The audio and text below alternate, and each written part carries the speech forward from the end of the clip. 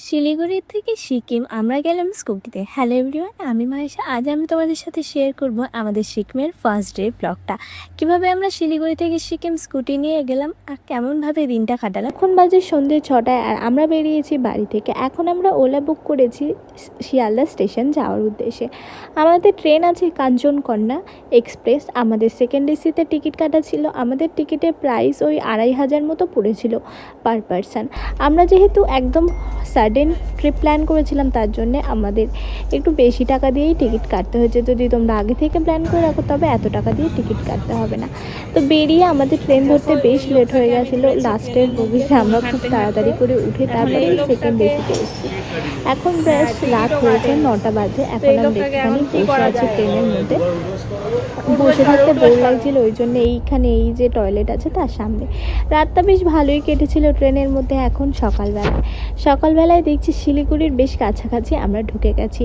চারিপাশটা বেশ সুন্দর লাগছে, কারণ শিলিগুড়ির আশেপাশের ওয়েদারটা একদম অন্যরকম, আমাদের কলকাতার ওয়েদার থেকে আলাদা। এখন আমি নিয়ে বসেছি চা, আর চা খেতে খেতে আমি গল্প করছিলাম নিচে একটা বয়স্ক মহিলার সাথে। উনি আর ওনার হাজব্যান্ডও ঘুরতে যাচ্ছে আলিপুরদুয়ারে ডুয়ার্সে। দেখে খুবই ভালো লাগছিল যে এমন বয়স হয়ে গিয়েও ওরা দুজন মিলে ঠিক ঘুরতে যাচ্ছে। সেই ভালোবাসাটা ওদের মধ্যে রয়ে গেছে, দুজনে একসাথে ঘোরা। তো এখন আমরা নেমে গেছি ট্রেন থেকে। আমাদের সকাল 8:30 নাগাদ কাঞ্চনকন্যা এক্সপ্রেস শিলিগুড়ি জাংশনে নামিয়ে দিয়েছে। এখন আমরা টোটো খুঁজছি। টোটো থেকে আমরা এখান থেকে যাব বাইকওয়ালা ভাইয়ার কাছে। আমরা যখনই ট্রিপ প্ল্যান করি আমরা চেষ্টা করি বাইক অথবা স্কুটি রেন্ট নিয়ে আমাদের পুরো ট্রিপটা প্ল্যান করা। তো এবারেও তাই করেছি, আমরা বাইকে করে যাব, স্কুটি করে যাব সিকিম। তো প্রথমে আমরা শিলিগুড়ির বাইকওয়ালা ভাইয়া থেকে একটা স্কুটি রেন্ট করে নিই 4 দিনের জন্য, কারণ আমরা ওখানে 4 দিন থাকবো। তো তার জন্য আমরা স্কুটি রেন্ট করে নিই 4 দিনের জন্য। তো স্কুটি রেন্ট করার জন্য যা ডকুমেন্টেশন করা ছিল, যা কিছু করার ছিল এখানে কমপ্লিট করে নিয়েছি। আমরা প্রথমবার যখন দার্জিলিং গিয়েছিলাম তখন বাইকওয়ালা ভাইয়ার অফিস আর এখন আর অফিসের মধ্যে অনেক তফাৎ হয়েছে, বেশ উন্নতি করে নিয়েছে ওরা বলতে পারো। এখন আমরা বেরিয়ে পড়েছি। আজকে ওয়েদারটাও বেশ সুন্দর। আমরা এসেছি এখন জুলাই মাসের 20 তারিখে। 20 তারিখ আজ 21 তারিখে। তো আজকে ওয়েদারটা তোমরা দেখতেই পাচ্ছ, খুব সুন্দর ওয়েদার।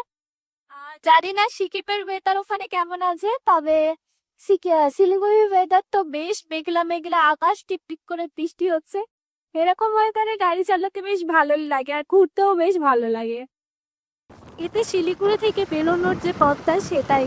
এখানে পাশাপাশি বেশিরভাগ সব বেস ক্যাম্প আছে, যেগুলো আরপি বেস ক্যাম্প হয় সে। আর এই পাশে কিছুতেই ফাঁকা, এই পাশে বেশিরভাগ বেস ক্যাম্পগুলো রয়েছে। বেস ক্যাম্পই দেখা যাচ্ছে। আমাদের প্রচণ্ড ধরে খিদে পেয়ে গেছে, কিন্তু এখন আমরা খাওয়ার কোনো জায়গা খুঁজে পাচ্ছি না। দেখা যাক কি হয়, কোনো একটা রেস্টুরেন্ট তো খুঁজতেই হবে। প্রচণ্ড খিদে পেয়ে গেছে, তবে ওয়েদারটা এত সুন্দর। ওই যখন একটু শিলিগুড়ির একদম মেন সিটির মধ্যে ছিলাম তখন খুব প্রবলেম হচ্ছিল, মানে এই গরমের মধ্যে কেমন একটা ভ্যাকসিনি খিদেও একদম ভালো লাগছিল না। তবে এখন অনেকটা ঠিকঠাক লাগছে, কারণ ওয়েদারটা খুব সুন্দর লাগছে, চারপাশটা খুব সুন্দর লাগছে। তো একটা হোটেল দেখে দাঁড়িয়ে খেয়ে নেব।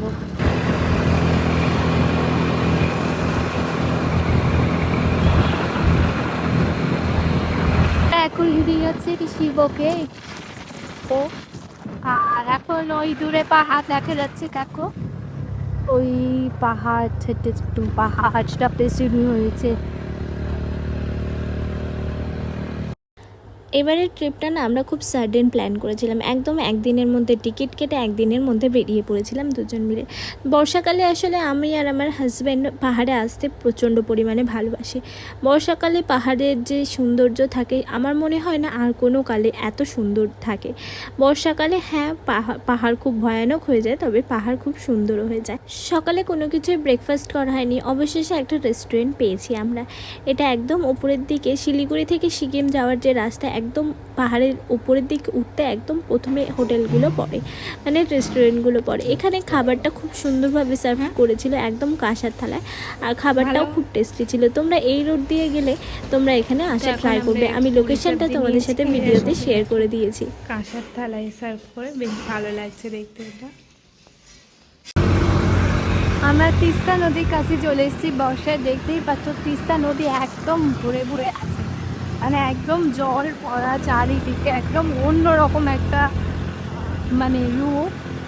আর রাস্তাটাও খুব ভালো লাগছে, বর্ষার সময় যেহেতু গাছপালা সবুজ হয়ে থাকে তার জন্য বেশ ভালো লাগে চারপাশটা।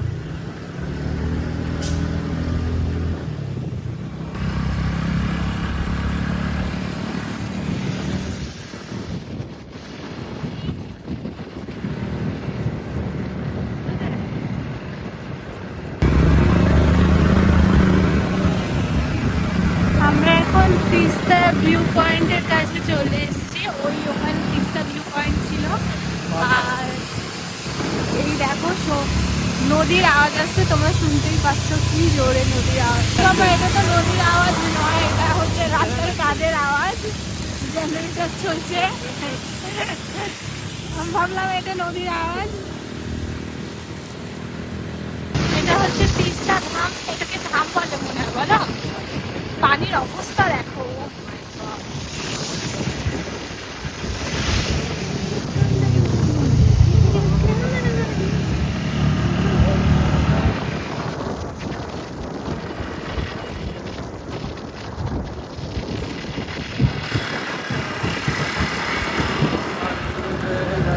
তো শিলিগুড়ি থেকে সিকিম আমরা স্কুটিতে যাওয়ার জন্য আমরা স্কুটিটা বুক করেছিলাম 4 দিনের জন্য, যেহেতু আমরা 4 দিন ওখানে থাকবো। তবে ওরা আমাদের 2 দিনের জন্যই বুকিংটা নিয়েছে, কারণ আর 2 দিন আমরা ওখান থেকেই সিকিম থেকেই বাইক বুক করেছিলাম। মানে ওরাই সব কিছু কমপ্লিট প্রসেস করে দিয়েছে, মানে 2 দিন বাইকের জন্য দিয়েছে, কিন্তু 2 দিন স্কুটিটাও আমাদের কাছে থাকবে। আর স্কুটি আমাদের পার ডে নিয়েছিল 700 টাকা, আর বাইক নিয়েছিল 1200 টাকা করে। স্কুটিতে করে শিলিগুড়ি থেকে সিকিম যাওয়ায় খুব একটা প্রবলেম হয় না। এই যে রাস্তা আছে, এই রাস্তায় খুব ভালোভাবেই সিকিমে যাওয়ার জন্য স্কুটি উঠে যায়, মানে স্কুটি নিয়ে কোনো প্রবলেম হয় না। আমি তো দেখছিলাম এখানকার লোকেরাও স্কুটি বেশ ভালো রকমভাবেই ব্যবহার করে। তো পাহাড়ি রাস্তায় যদি তুমি খুব ভালো ড্রাইভার হয়ে থাকো বাইকের জন্য, তাহলে স্কুটিটা ট্রাই করে দেখতে পারো, খুব একটা প্রবলেম হয় না। তবে একদম নতুন ড্রাইভারের জন্য আমি বলবো স্কুটি না নেওয়াই ভালো। যদি বাইক ভালো চালায় তাহলে বাইকে নেওয়াটাই ভালো। স্কুটি নিয়ে আমাদের কিছু কিছু জায়গায় প্রবলেমও হচ্ছিল, কারণ বর্ষাকালে রাস্তা খারাপ। এখন আমরা র্যান্ডামলি একটা জায়গায় দাঁড়িয়েছি একটুখানি রেস্ট নেওয়ার জন্য, আর এখান থেকে ভিউটা তো বেশ ভালো লাগছিল। তার জন্যে দুজনে ভাবলাম অনেকক্ষণ তো গাড়ি চালাচ্ছি, তো তার জন্য একটুখানি এখানে রেস্ট নেওয়া যাক আর ভিউটা এনজয় করা যাক। এত দারুণ লাগছিল না, চারপাশটা এত ভালো লাগছে, বৃষ্টি হচ্ছে টিপ টিপ করে, বৃষ্টিটা খুব একটা গায়েও লাগছে না আর ভিজেও যাচ্ছি না, কিন্তু দেখতে চারপাশটা এত ভালো লাগছে। মাঝখানে নদী, চারপাশে পাহাড় মেঘে ভরা, এর সৌন্দর্য কোনো কিছুর সাথে তুলনা হয় না। এই বর্ষাকালে পাহাড় যে এত সুন্দর একটা রূপ ধারণ করে আর এত ভয়ানক একটা রূপ ধারণ করে, যারা বর্ষাকালে পাহাড়ে না যাবে তারা তো কখনো জানতোই না। তো রেস্ট নেওয়া হয়ে গেছে, এখন আমরা আবার বেরিয়ে পড়ছি। তো আমরা লিটারালি পুরো রাস্তার মাঝখানে বসে আছি, মানে এটা কোথায়, কেউ আশেপাশে নেই। সামনে একটা বড় পাহাড় দেখা যাচ্ছে, আর কিচ্ছু জানি না। এখানে বসে আছি কারণ আমাদের স্কুটিটা খারাপ হয়ে গেছে, আর এখন কি করব জানি না। তো এইখানে দাঁড়িয়ে আছি। অন্যবার ট্রিপে আসার সময় আমরা আমাদের সাথে প্রচুর পরিমাণে খাবার ক্যারি করি, যেগুলো আমরা খুব একটা খাওয়া হয়ে ওঠে না, কারণ খাওয়ার প্রয়োজন পড়ে না, কোনো রেস্টুরেন্টে খেয়ে নিই। কিন্তু এবারে আমরা কিছু ক্যারি করিনি, এমনকি জলটাও আমাদের সাথে নেই। মানে জলটা কোথায় রেখেছি মনে করতে পারছি না, কোনো একটা রেস্টুরেন্টে খাওয়ার জায়গা হয়তো রেখে চলে এসেছি। আর আপাতত এই দাঁড়িয়ে আছে, যেখান থেকে আমরা বাইকটা রেন্ট করেছিলাম ওখানে আমরা জানালাম, তো ওরা বললো ঠিক আছে দাঁড়াতে, ওরা কিছু একটা করছে। তো কারেন্ট লোকেশান পাঠিয়ে এখানেই বসে আছি, দেখা যাক কি হয়। এখন কি করব কিছুই বুঝতে পারছি না। এই আকাশটা দেখো আস্তে আস্তে খুব সুন্দর লাগছে, পিছনের মেঘটাও দারুণ লাগছে। এখন আমরা বেরিয়ে পড়েছি আমার সিকিমের উদ্দেশ্যে। একদম ছোট একটা প্রবলেম হয়েছিল, স্কুটিটা আমরা নেওয়ার আগে নাকি অনেক দিন চালানো হয়নি, যার জন্য ইঞ্জিনটা একটু বসে গেছিলো। তো ওরা আমাদেরকে অ্যাসিস্ট করে দিয়েছিল, তারপরে আমরা ঠিক হয়ে গেছে। তো রাস্তাটা আজকে বেশ ভিড়ই, এই টাইমটা না NH10-এর এই যে রাস্তাটা হয় সেটা খুব ভিড় থাকে, যেহেতু কালিম্পং সিকিম এই রোডটা থেকে কানেক্ট থাকে, তার জন্য এই রাস্তাটা একটু ভিড় হয়। তোমরা যদি আসো তাহলে চেষ্টা করে একটু সকাল সকাল আসে, তাহলে ভিড়টা কম পাবে। আমরা বেরিয়েছিলাম তো অনেক সকাল সকাল, কিন্তু আসলে আমরা মাঝখানে অনেক জায়গায় দাঁড়িয়েছিলাম। তার জন্যে আমাদের বেশ লেট হয়ে গেছিলো। তার জন্যে আমাদের একটু যেতে প্রবলেম হয়েছিল। আর আমরা যে টাইমটায় গিয়েছিলাম সেই টাইমটা না NH10টা বন্ধ ছিল। NH10 বন্ধ থাকার কারণে আমাদেরকে এক্সট্রা 20 কিলোমিটার, মানে পাহাড়ি রাস্তায় এক্সট্রা 20 কিলোমিটার, মানে যে কী যে বলবো, মানে আ বলে বোঝাতে পারবো না। যারা এটা এক্সপেরিয়েন্স না করেছে বলে বোঝাতে পারবো না। যেতে, যেতে এত সুন্দর, সুন্দর ঝরনা, এত সুন্দর, সুন্দর স্কেনিক ভিউ দেখাতে পাচ্ছিলাম যে মানে জাস্ট মুগ্ধ হয়ে যাচ্ছিলাম। কিন্তু যাওয়ার সময় আমরা ভাবিনি যে ওখানে যাওয়ার পর আরও কত কিছু অপেক্ষা করবে। তো এখানে আমরা দাঁড়িয়েছি রংপুর এই জঙ্গলের কাছে। এখানে একটা রেস্টুরেন্টে লাঞ্চ করার জন্য আমরা নিয়েছিলাম ফ্রাইড রাইস। ফ্রাইড রাইস খেয়ে একটুখানি রেস্ট নিয়ে এখন আমরা বেরিয়ে পড়েছি। তো এখন আমরা জাস্ট রংপুর থেকে খেয়ে বেরোলাম। ওখানে প্রায় 1 ঘন্টা মতো রেস্ট নিয়েছিলাম আমরা। এত ঘুম পেয়ে গেছিলো যে আমরা ঘুমিয়ে পড়ছিলাম টেবিল অ্যান্ড চেয়ারে। এখন আমরা যাচ্ছি গ্যাংটকে। এই বর্ষাকালে পাহাড়ের সবথেকে সুন্দর জিনিস কী জানো? পাহাড়ের মধ্যে যে মেঘগুলো জমে থাকে, এই মেঘগুলো দেখতে এত যে ভালো লাগে কী বলবো। আমরা বেশ অনেকটা কাছাকাছি পৌঁছে গেছি সিকিমের। সিকিমের প্রায় অনেকটা কাছাকাছি NH10 রাস্তা ধরে আমরা এখন যাচ্ছি। NH10টা বন্ধ থাকার কারণে আমরা সিকিমে ঢুকতেই আমাদের একটা অন্য রাস্তা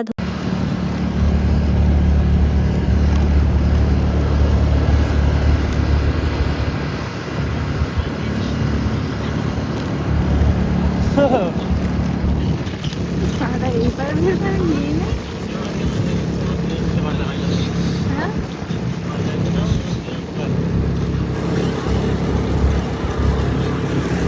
আমরা যখন এসছি ওয়েদারটাও আমাদের জন্য সবসময় ভালো। হ্যাঁ, তো সিকিমে আমরা অলমোস্ট ঢুকে গেছি। এখান থেকে গ্যাংটক যাব। এখন এই এটা পাস করছি। এই দেখো এখানে দেয়া আছে ওয়েলকাম টু সিকিম। সবটাই ভালো লাগছে। সোজা তো বললো। হ্যাঁ, আমি ম্যাম বন্ধ।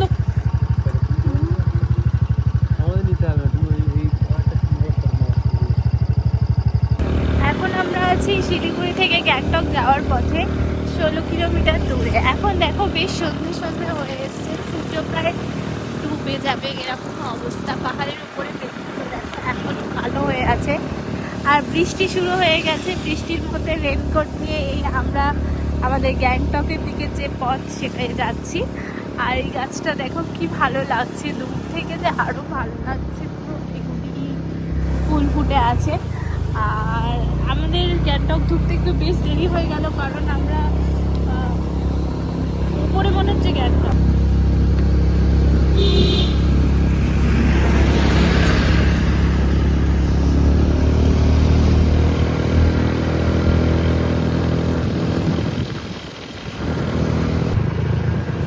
গ্যাংটকের অনেকটা কাছেই আমরা চলে এসেছি। বাস ওই দিকটা দেখো এত ভালো লাগছিল না এই মুহূর্তটা। চারিপাশে পাহাড়ি ছোট ছোট বাড়ি, মানে পাহাড়ের মধ্যে দেখা যাচ্ছে ছোট ছোট বাড়ি, আলো জ্বলছে, কী যে সুন্দর লাগছিল।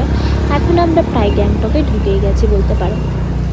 গ্যাংটকে ঢুকতে ঢুকতে আমাদের সন্ধ্যে 6টা বেজে গেছে। রাস্তাটা একটু ভিড়ই ছিল, যেহেতু সন্ধ্যে 6টার টাইম, এই টাইমটা রাস্তা একটু ভিড়ই থাকে। তবে গ্যাংটক ঢোকার পরে যে শহরটা এত সুন্দর, মানে কী যে বলবো, দেখে তো একদম মানে স্বপ্নের মতো একটা শহর মনে হচ্ছিলো। দেখো ওপারে বাড়িগুলোর আলো জ্বলা শুরু হয়েছে, এপারে মেঘ আর পাহাড়। এখন আমরা যাচ্ছি এমজি মার্টের দিকে। এসেই আমরা একটা হোটেল নিয়েছিলাম। এসে খুব টায়ার্ড লাগছিল, যার জন্য কোনো ভিডিও করতে পারিনি, তাড়াতাড়ি করে রুম বুক করে নিয়েছিলাম। এখন যাচ্ছি একটু এমজি মার্ট ঘুরতে। রাত অনেকটাই হয়েছে। এমজি মার্ট থেকে ঘুরে এসে ডিনার করে আজকে দিনটা শেষ করব। পরের ব্লগটা দেখার জন্য আমার চ্যানেলটা সাবস্ক্রাইব করে দিও। আর আমার ব্লগটা যদি তোমাদের ভালো লেগে থাকে আর তোমরা যদি সিকিম ঘুরে থাকো, তাহলে আমাকে কমেন্ট করে জানিও। আর তোমাদের সিকিমের এক্সপিরিয়েন্স আমার সাথে শেয়ার করো, আমার ভালো লাগবে শুনতে। চ্যানেলটা সাবস্ক্রাইব করে দিও, বন্ধুদের সাথে শেয়ার করে দিও। এখনের জন্য বাই বাই, পরের ব্লগে দেখা হচ্ছে।